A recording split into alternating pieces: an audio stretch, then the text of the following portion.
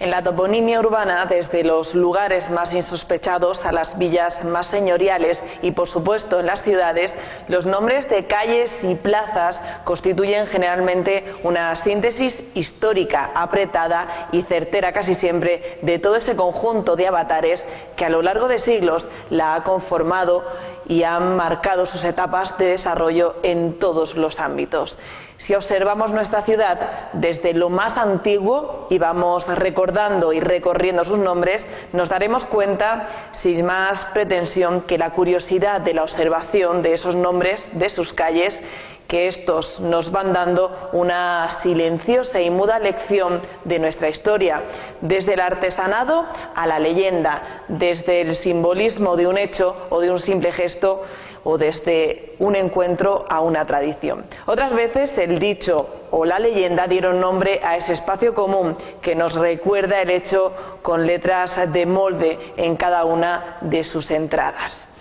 La ordenación urbana ha variado según las épocas, lugares y culturas, y con el paso del tiempo las calles han ido adquiriendo unas señas de diferenciación, números, nombres que las hacían identificables a los viandantes. Una ciudad tan antigua como la de Lorca es normal que tenga en su callejero una larga lista de nombres que muchas veces no se sabe con certeza el motivo que eligieron los responsables municipales para adjudicárselo. Para hablar sobre este tema nos acompaña en el programa de hoy nuestro colaborador habitual, Juan Guirao. Pero ello será después del siguiente audiovisual.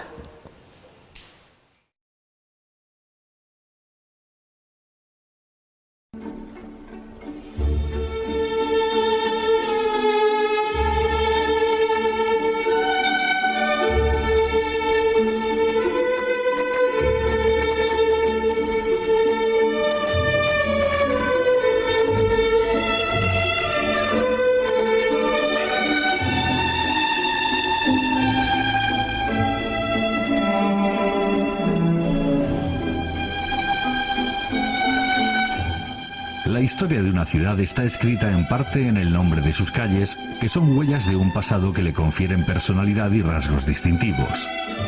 A lo largo del tiempo, la sociedad ha utilizado distintos sistemas de referencia para orientarse en las ciudades. En este sentido, la costumbre y excepcionalmente la administración fue dotando a las vías urbanas de un apelativo o algún tipo de referencia para la organización y el adecuado desarrollo de los servicios que debía prestar.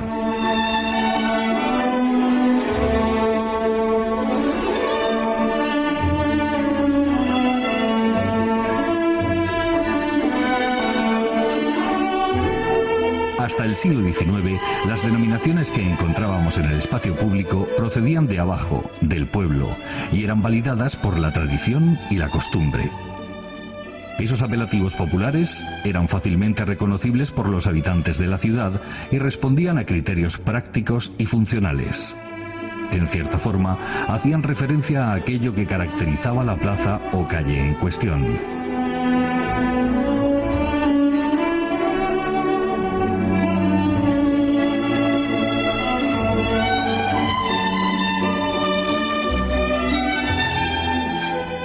No siempre fue necesario que hubiera una construcción relevante, iglesia, pósito, casa del corregidor, para dar nombre a las calles. Cualquier elemento que se encontraba en el pavimento, por ejemplo, un árbol, una fuente, una planta, era suficiente para que fuera designada de esa manera tan notoria. En ocasiones eran los oficios o los comercios que había en esos lugares, zapatería, carril de caldereros, calle de los tintes, los que servían para reconocerlas.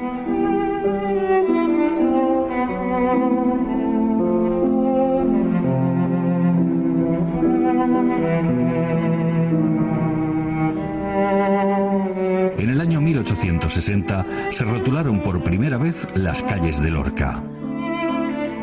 Muchos de sus antiguos nombres se han perdido y solo podemos seguir su rastro por viejos documentos. Otros permanecen, pese a efímeras y temporales modas o cambios, y el lorquino sigue fiel a su primitiva nomenclatura. Son en la actualidad las radicadas en el llamado recinto histórico las que han mantenido esos nombres casi familiares a lo largo de 5 siglos. Calle del Álamo, de la Cava, Corredera. A principios del siglo XVI, estas 3 calles, razonablemente largas, adquieren unas características peculiares.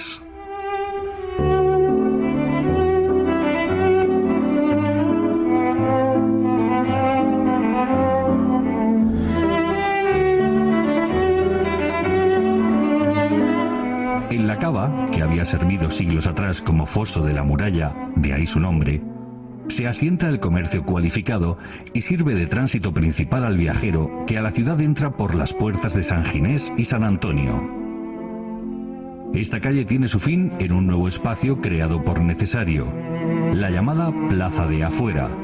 Más tarde recibirá los nombres de Plaza Mayor, siglos XVII y XVIII, de la Constitución e Isabel II, siglo XIX, de la República y de España, siglo XX, ámbito cardinal de toda actividad ciudadana.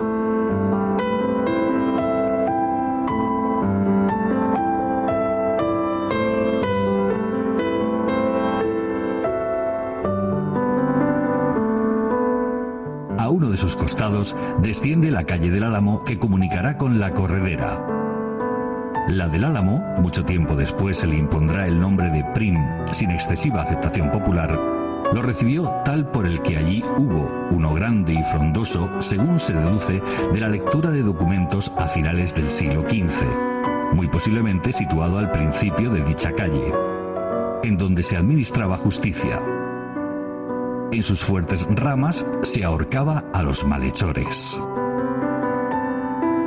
Cuando el castigo era menor, azotes, exposición a la vergüenza pública, se ataba al reo a su ancho tronco, pues la ciudad tardó tiempo en decidirse a erigir rollo y picota, donde se ejecutarán estos menesteres.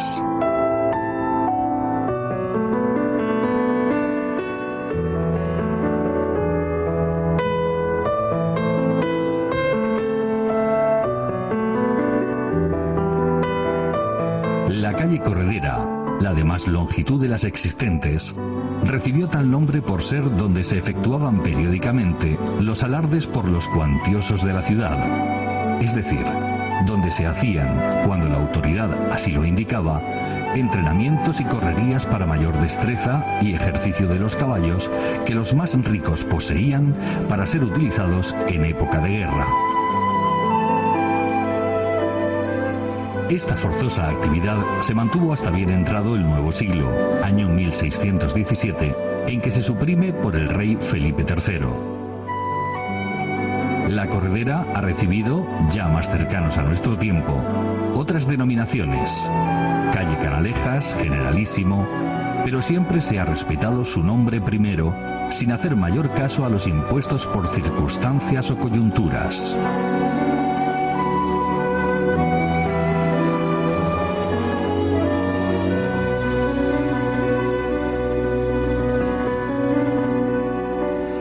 Otras arterias principales mantuvieron su apelativo de origen. La actual de Pío XII titulaba así más de 50 años, era en su principio conocida como de la Parrica.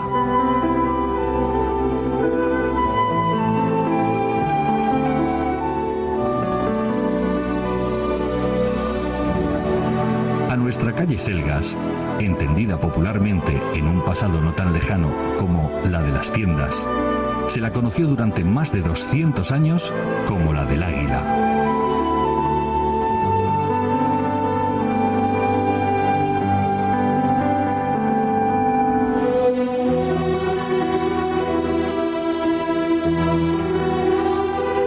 La avenida Juan Carlos I tuvo por primer nombre la de Alameda de Espartero. Llamóse fugazmente Avenida de la Libertad y durante 40 años se apellidó con el de los Mártires.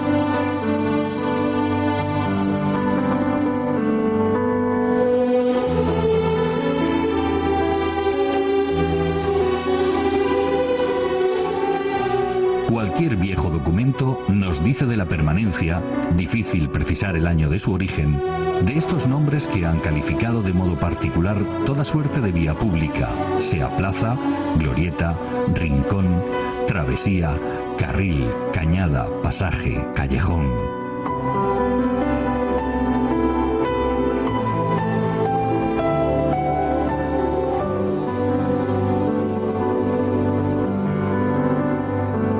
Una calle, una plaza, un nombre o un recuerdo del pasado son páginas de nuestra historia. Y borrarlas o ignorarlas es borrarnos a nosotros mismos de la realidad que nos envuelve.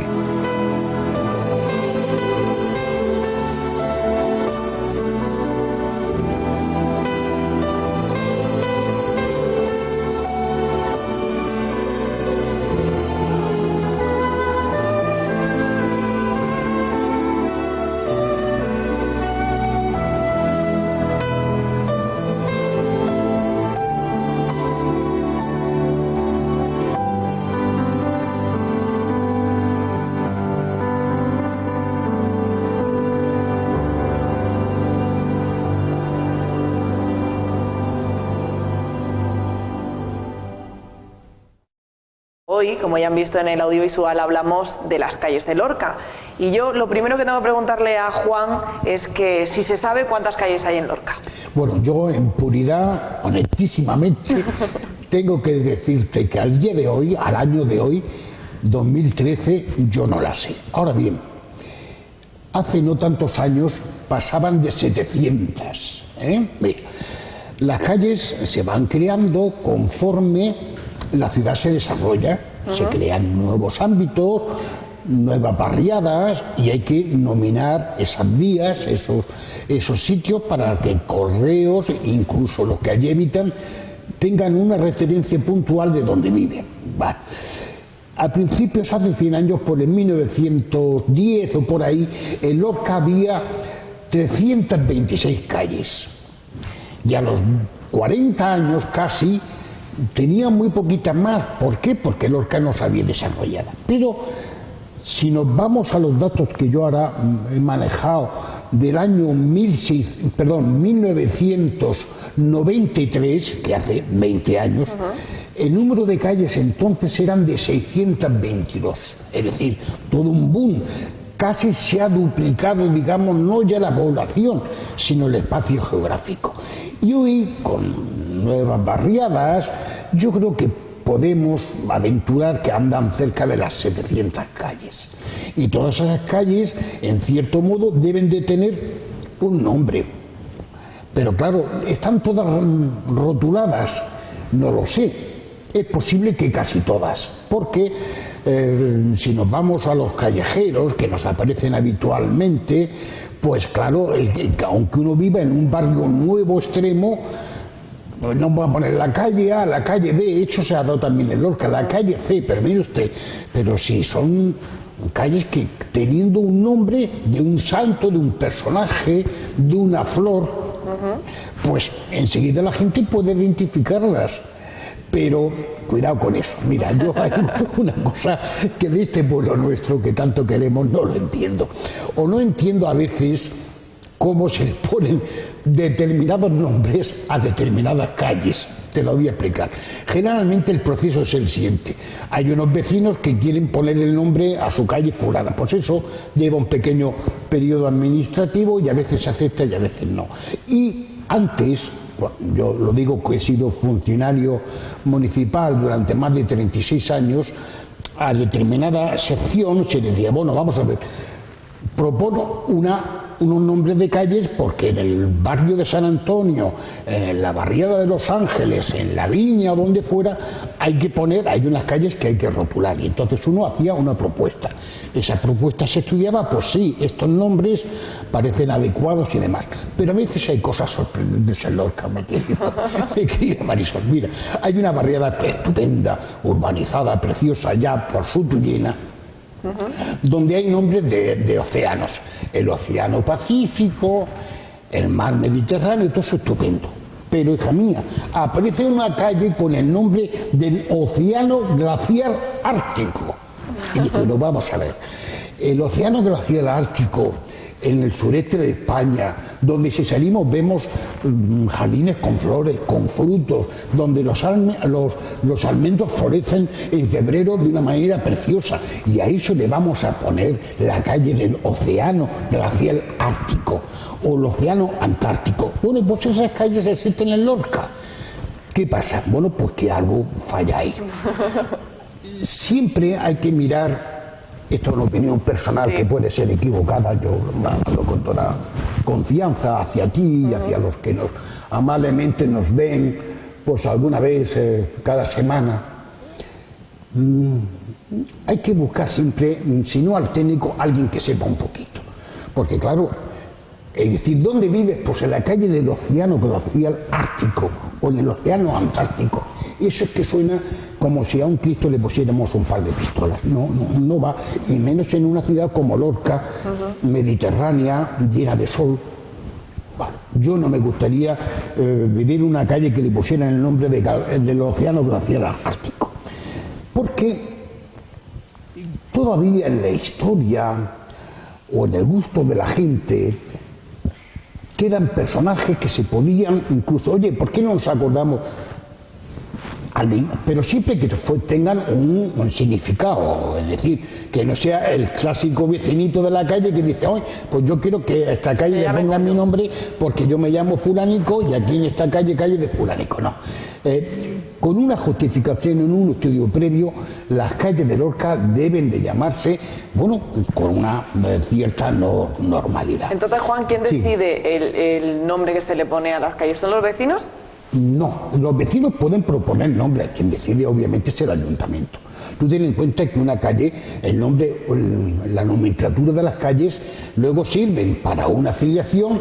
Oye, que tú tienes un carné y tienes que poner que vives en la calle de la Cava, o la calle Marmolico, o la calle Cuatro Granadas, o la calle X, porque es necesario, para correos es necesario, para todo tipo de empadronamiento, hay una serie de hechos administrativos que requieren el que a ti te se identifique, no por un rostro o por un número del DNI, sino también por un domicilio que está en un sitio concreto reconocible, porque si pones la calle A o la calle B del barrio de San Fernando, pues no. Cada calle merece un nombre y hay calles que merecen nombres, o bien de lorquinos o algo que sea, permítaseme por última vez, más interesante que llamar una calle llena de naranjos y de flores, calle del océano glacial ártico. Eso es a mí de mi vida. A este pobrete que te está hablando, es que no lo entiende. Los vecinos pueden proponer el nombre de calles, pero todo eso se estudia por el ayuntamiento pasa a los técnicos y ya los técnicos opinan. Mira, yo he sido funcionario, como te decía, muchos años al ayuntamiento. Cuando llega el año 1979, empieza el primer ayuntamiento democrático. Y yo recuerdo al alcalde de entonces, un gran alcalde, que yo lo digo con toda entereza porque así fue, y más conociendo los tiempos terribles que estaban entonces, de crisis, de dudas, de una situación nueva, que fue el alcalde López Fuentes. Entonces López Fuentes me llamó, me dijo, Juan, a todos los nombres de las calles de Lorca que tengan un signo, digamos, político, hay que cambiarles los nombres, porque no vamos a vivir ahora ya en la época de democracia con el nombre, con todos los respetos en su momento, del general Mola, del general Sanjurjo o del teniente fulano. No, ahí está. Entonces yo, a mis cortas luces, con mi trabajo, presenté pues un listado, no sé si fueron de 30 nombres que tenían ese carácter coyuntural, tenían un carácter político, no.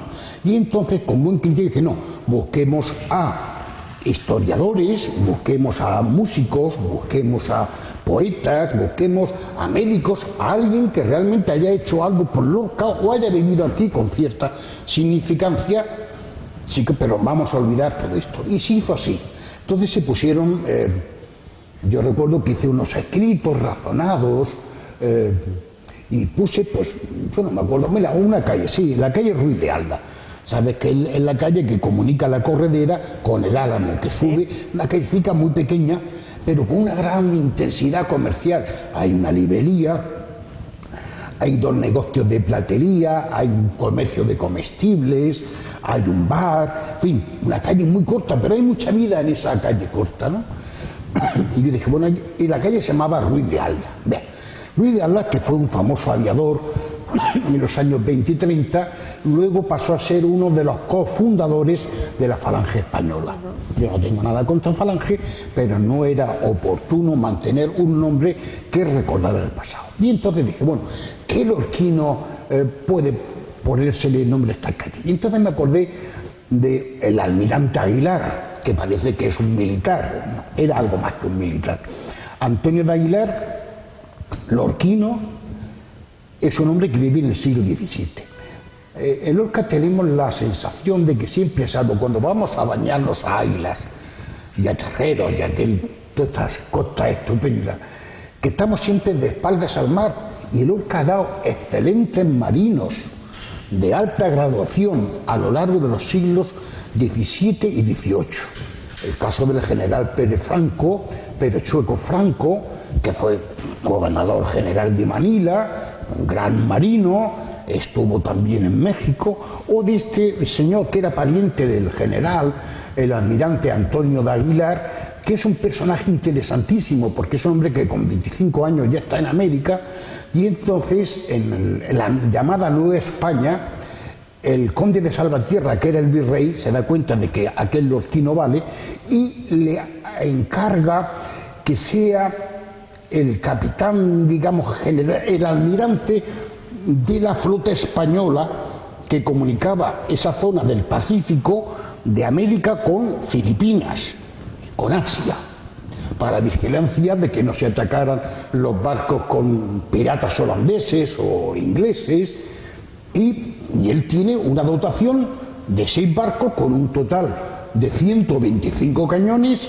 con una serie de hombres a sus órdenes para defender esas costas y hacerle guarda a cuando los navíos regresan con oro, plata, etcétera, que vienen bien al nuevo virreinato o bien España, ayudarles que no sean atacados. Bien, pero a este hombre, el almirante Aguilar, como valía, se le da un cargo de gobernador de una pequeña provincia, ¿no? Y el hombre, entonces, que lo han sacado del mar y lo han llevado a tierra, se entristece, pasa una crisis personal, se deja el cargo, se mete en un convento, se refugia en un convento de franciscanos, una cosa de esas que te digo, Dios mío, qué diversidad de vida, ¿no? Abandona todo, luego se enferma gravemente en el convento y entonces le dicen que no, que fuera, que él no puede estar viviendo en un convento, lo sacan de allí y vuelve otra vez a la labor de marino y de político, que por cierto tenía una faceta curiosísima. Ya no estaba el conde de Salvatierra, sino que había un nuevo virrey, Aliste del Alba, y era el tipo más sinvergüenza del mundo. El virrey era, como decimos en Lorca, muchísimo sinvergüenza, y arramblaba con lo que podía, una vida de todo conjunto de defectos, pecados e imperfecciones, y además una vida, digamos, pública. Y este hombre va haciendo como un listado de todo lo que hace el virrey tan lejos de España, para luego obligatoriamente, porque tenía ese cargo, remitirle a Felipe IV, que era el rey. El señor conde esconde lo que puede, pero no se está pasando bien, ni con la ciudadanía, ni con los pobres indios. Está llevando una vida disoluta, etcétera, etcétera. La vida de Aliste de Alba, vamos a ver, una película de Tarantino, vamos, una cosa carnal, que dicen los italianos. Bueno, bien. Y este hombre, el almirante, que por cierto era muy devoto a la Virgen de las Huertas, que siempre llevaba una estampa suya para los peligros del mar. No olvidemos que entonces los galeones, los navíos no eran una gran cosa, bueno, pues vuelve a España, vuelve rico, porque el hombre ha guardado sus dineritos estando allí, puesto que allí los gastos eran mínimos, y Llega a Madrid, viene a Lorca, se casa con una lorquina, con una Guevara, hija de don Juan de Guevara, el famoso, no el de la Casa de las Columnas, sino antecesor, que era un gran abogado, y vive aquí en Lorca, tiene un par de hijos y muere en 1685 y está enterrado en una capilla de San Francisco, en el subsuelo.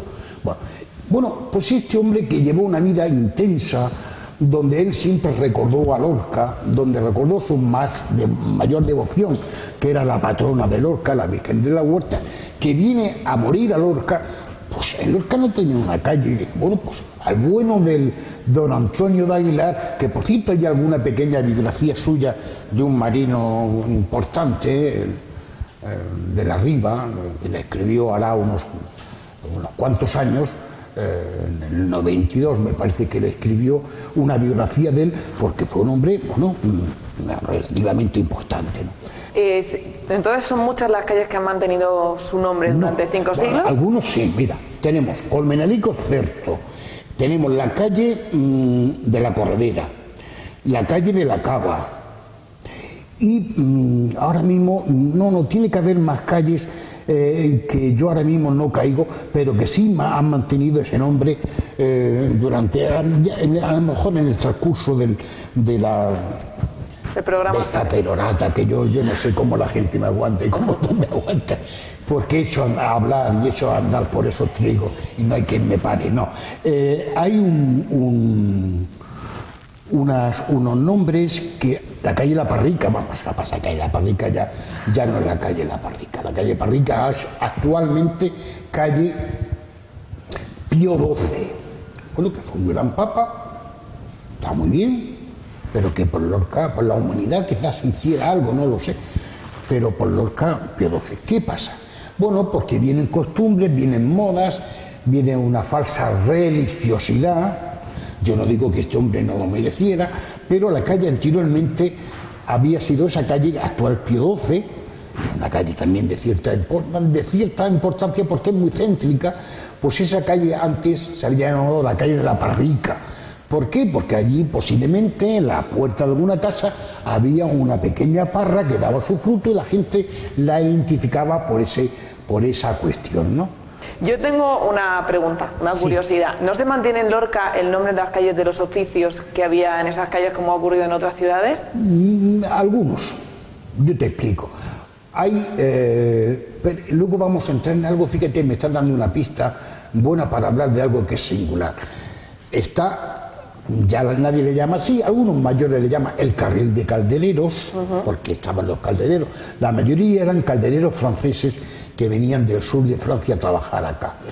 Está la calle de los Tintes, porque allí había fábricas para teñir los tejidos, los clásicos cobertores estupendos que siempre se han hecho en Lorca. Y luego en el barrio de la Viña, que ahí trabajó mucho y bien un personaje que todos recordamos con gran cariño, que era Marcelino Molina, que luego fue concejal y fue un tío trabajador estupendo, pues que se puso a cada uno de las calles la de oficio, la calle de impresores, la calle albañilería, y que de alguna manera recuperar el sentido de los oficios, los que trabajan con las manos en la ciudad de Lorca. Sí ha habido la calle Zapatería. La calle Zapatería se llama Zapatería desde el siglo XV. ¿Por qué? Porque allí se reunía el gremio de zapateros. En Murcia tenemos la trapería y la platería, que era donde antiguamente, hace 400 años, estaban todo el comercio, o bien de telas, o bien de plata de orfebres. Entonces sí hay. Pero ahora, cuando ha salido lo del carril de caldereros, hay en Lorca denominaciones de calles que no es la calle, es el carril. El carril de Cenete, el carril de Caldereros. El carril es un camino capaz para que pueda pasar un carro. Bien. Está el rincón de los valientes, rincón de machos. Bien, ahí está, el rincón. El rincón siempre tiene algo como de escondrijo, ¿no? Es algo como de cosa que está como retirada de un espacio pequeño, pero todavía existen calles Rincón de... Luego están las Ramblas. La Rambla de las Señoritas, la Rambla, sobre todo siempre en los barrios extremos, menos en el centro de la ciudad, por la cual pasa la Ramblilla de San Lázaro, que es la Rambla, que es el cauce natural, donde cuando llueve las aguas tienen que bajar, y que Lorca tienen ese significado. Porque si estuviéramos en Cataluña sería distinto. Una Rambla en Cataluña es una calle ancha, con árboles, que tiene un andén central, no es eso. Pero aquí tenemos. La Ramblilla siempre será un diminutivo de Rambla pequeña. Y luego están las cañadas. Eso se da también, sobre todo en el barrio de San Cristóbal. Una cañada generalmente se entiende como una vía de paso del ganado, ¿no? Pero en Lorca... el término cañada es un terreno bajo que está entre pequeñas lomas, ¿no? Entonces la cañada de Morales, en fin, hay 40 cañadas, más 40 cañadas, hay 4 cañadas en el barrio de San Cristóbal. Es decir, que dentro de las calles tenemos una especie de subtítulo de Rincón, Cañada, Ramblilla, porque hoy día incluso a la Ramblilla, que es muy larga, sí. La gente dice, ¿dónde vas? Voy a la avenida de Portugal. Dice, ¿cómo? No, que voy a la Ramblilla de Portugal. Se le puso Portugal porque en aquellos años del cambio de nombres, en los años del franquismo, un casilorquino, casi lorquino, vamos a llamarlo así, hizo sus cosas por Lorca a su manera, que era don José Báñez Martín, que fue ministro, que fue, en fin, presidente del Consejo de Gobierno, de no sé qué más, un personaje importante, casado con una lorquina, estaba entonces de embajador en Portugal, y entonces se le puso a una zona de la Ramblilla, no a toda la Ramblilla, se le puso la avenida de Portugal. Bueno, entonces, chica, yo ya sabes que empiezo a hablar y que no. Vamos a retomar el tema de los nombres de las calles. Ya sabemos cómo se le pone nombre a la calle, pero no sé yo si cualquier vecino quiere cambiar el nombre de la calle, ¿puede hacer una petición? Claro, la puede hacer. Ahora, una cosa es que sea una petición razonada. Yo recuerdo, y esto hay que aceptarlo porque está ahí, y además están los escritos y están las propuestas de algunos vecinos que, con motivo de que tenían nombres un poco singulares en sus calles antiguas, propusieron el cambio de los nombres y efectivamente, la calle Bufa está en el barrio. Sonaba un poco, claro, si empezamos a pensar en el número de los ciegos, lo que significa que no. Pero la calle Bufa, no sabemos que Bufa era una parte de la armadura del caballero, que había un nombre razonable. Lo propusieron, aquello cojo y se quitó. La calle Follana viene de fuelle, del sitio donde hay una herrería.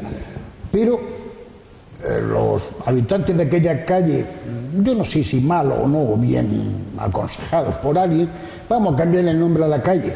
Lo reclamaron al ayuntamiento, hubo su diatriba de sí o no, y al final, bueno, pues resulta que se admitió ese nombre. Pero son nombres que al final, algunos, como no tienen otra, la calle Selgas. Sí. La calle Selgas, que baja del ayuntamiento en dirección a una calle larga, a esa calle durante muchísimo tiempo se le ha llamado la calle de las tiendas, por las que allí había, sobre todo, cosas de telas. Estaba el famoso negocio de la China, que se vendían pues todo tipo de pañuelos, de ropa, sobre todo para mujer y para niños. Y también esa calle, por ejemplo, ya no hay tiendas, pero hace 115 años, con poca diferencia, se le puso el nombre de Selgas, el poeta Selgas, que no era lorquino, que era murciano, pero se casó con una lorquina, con Carolina Domínguez. El poeta Selgas era un tipo bastante interesante, era un hombre muchísimo feo, muy feo. No, ahí está la foto para que lo veamos, que no exagero un punto, unos mostachos enormes, no era un hombre agraciado. Y se casó con una mujer, su Laura, muy bella, Carolina Domínguez, hija de un militar en Lorca. Él era 10 años mayor que ella, Y este hombre pues fue un político, fue un periodista y fue un hombre que tuvo, él siempre decía que su casa era Lorca, aunque su cuna había sido Murcia, su casa era Lorca, pero la vida lo lleva a vivir separado de su mujer y de sus hijos, lo lleva a vivir a Madrid.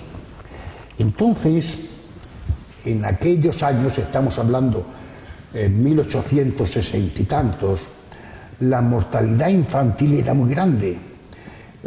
Críos pequeñicos, pues por problemas de arterias, morían con gran frecuencia. Y el pobre don José Selgas, de vez en cuando recibía la noticia de que sus vecinos habían perdido una criatura de 3 meses, de 9 meses, de un añico, de lo que fuere, y tuvo que padecerlo en su propia carne, ¿no? Yo no me acuerdo entonces de don José Selgas, me acuerdo de la pobre doña Carolina, ¿no? Una mujer que a lo mejor a altas horas de la madrugada se encuentra que el niño ya no está, que como decía su marido, que escribió una poesía muy bonita, se lo habían llevado los ángeles al cielo y el niño había levantado los bracicos y se ha ido con los ángeles. El crío ya no estaba. Entonces él perdió una hija, Justina, tuvo más hijos en esa cosa. Y él desde Madrid estaba como partido en dos mitades. Claro, quería vivir con la familia, pero las circunstancias le obligaban a vivir como subsecretario de Gobernación en el Ministerio en Madrid en 1868. Muere, la gente reconoce, había vivido en esa calle que hace esquina, está la calle Granero, que es la que va, digamos, a la antigua plaza, ¿sí? Y la calle Selgas, la que sube para arriba. Pues en esa esquina ahí ha habido siempre un negocio entrañable, la Cartuja, vamos a llamar las cosas por su nombre, ¿por qué no? La Cartuja ha estado ahí durante muchos años y ha servido muy bien a los lorquinos. Pues ahí, en esa casa, es donde vivió el poeta Selgas. Y hay calles que tienen unos nombres razonados. Yo quiero preguntar por la calle Álamo, que no la hemos nombrado. La calle Álamo tiene una historia terrible, una historia estupenda. ¿Por qué se llamaba la calle Álamo? Porque había un álamo, muy bien, pero ojo, ¿qué pasaba en ese álamo? Hay una película de Gary Cooper y de María Schell, preciosa, del oeste, que se llamaba en el original The Hanging Tree, es decir, el árbol del ahorcado. En ese árbol, al facineroso, al criminal, al condenado a muerte, se le ahorcaba allí. Se le ahorcaba allí. Y al que tenía que sufrir castigos temporales, es decir, azotes, exposición a la vergüenza pública, se le ataba al tronco del álamo, y allí estaba el tiempo que se destinaba. Claro, que eso de atarse al tronco del álamo en verano, con el fresquico que caía, porque ya no había moscas, aquello estaba bajo sombra, no era tan mal. Y entonces, que además con cabeza, el ayuntamiento, estoy hablando del año 1530 y tantos, el álamo estuvo sirviendo para justiciar a la gente por lo menos 50 años. Entonces piensa que tiene que haber un rollo y picota para las ejecuciones de los criminales, de los asesinos, de los que han cometido ferocidades, pasen a otro sitio de la plaza, pero no debajo del arbolico. Y la calle del Álamo se ha mantenido. Mira, a la calle del Álamo le pusieron el nombre de calle de Prim. Prim fue un general, un político importantísimo en la época de Isabel II, excepcional. También lo mataron en un magnicidio, lo mataron en Madrid cuando vino Amadeo de Saboya, el futuro rey, ¿no? Pues nadie decía, voy a la calle Prim, voy a la calle del Álamo, que es como se ha llamado toda la vida. Y sigue llamándose la calle del Álamo, aunque nadie sepa lo del Álamo. Hombre, pensarán que allí hubo un álamo, pero la segunda historia no es tan conocida. Y Juan, quedan todavía muchas calles, supongo, por roturar en Lorca, porque la ciudad sigue creciendo. Sí. No sé yo si usted tiene alguna proposición de cómo se podría llamar. Hay que estudiar. Mira, hay lorquinos.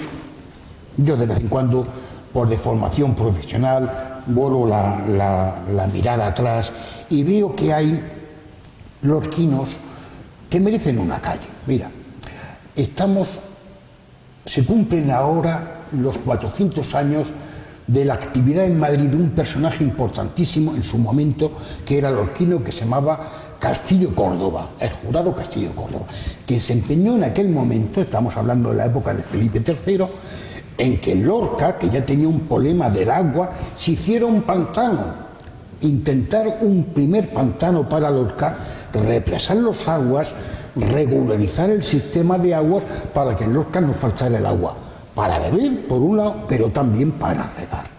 Y ese hombre luchó en Madrid como no tiene nombre. Se entrevistó con los mejores ingenieros de entonces, con los mejores arquitectos. Existe muy buena documentación del personaje. Pues el jurado Castillo Córdoba, que es un hombre que luchó por Lorca, aunque su fruto no fuera grande, pues merece un conocimiento, un cierto recuerdo. Vamos a ver, otro personaje, Domingo Res. Domingo Res, que no era de origen lorquino, pero había nacido en Lorca, acá, pues fue un escritor, fue conferenciante, soltero, ya se casó ya un hombre un poquito mayor, que siempre iba con su madre a llevarla para que lo oyera en las conferencias.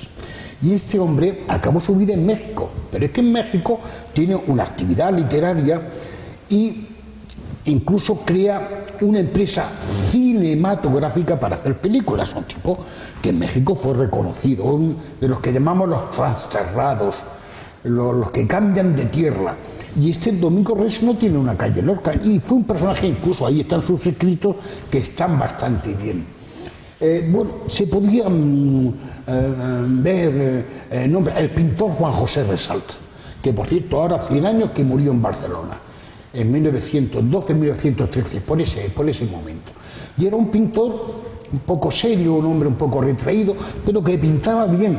De hecho, en alguna de esas subastas de arte que se producen en Madrid, de vez en cuando sale algún cuadro suyo, oye, y uno lo ve y dice, mira, pues esto tiene su dignidad.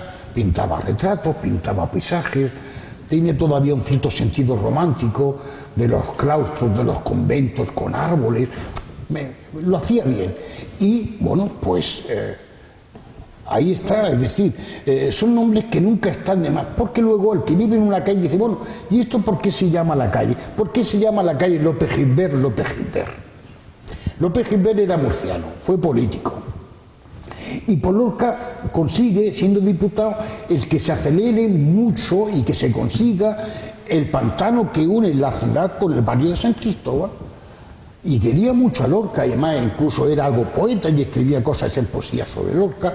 Luego tuvo un final de vida increíble porque lo mandaron a Filipinas a hacerse cargo de toda la compraventa de tabaco que se fumaba por media humanidad, empezando por España. Él se encargaba de comprar todo el tabaco que se fumaba en España y murió allí en 1888 en Filipinas. Pero el López Gilbert fue un hombre que trabajó por Lorca y que quiso a Lorca. Y nunca está de más una calle que tampoco es tan grande, es una calle céntrica, ya sabemos que va desde la glorieta de San Vicente hasta la calle Príncipe Alfonso, que prácticamente hasta el Teatro Guerra. Bueno, no sé si he contestado tu pregunta, sí, se puede buscar nombre, pero por favor, que nadie vuelva a caer en la osadía temeraria de llamarle a una calle el Océano Glacial Antártico. Eso es que no tiene perdón de Dios. Eso. Juan, pues con esa reflexión nos vamos a quedar. Tenemos una cita muy pronto en Veleta del Tiempo, una mirada al pasado. Seguro que después de este programa, cuando pasen por las calles de Lorca, le darán un poquito de vueltas a la cabeza y pensarán el porqué de sus nombres. Hasta pronto.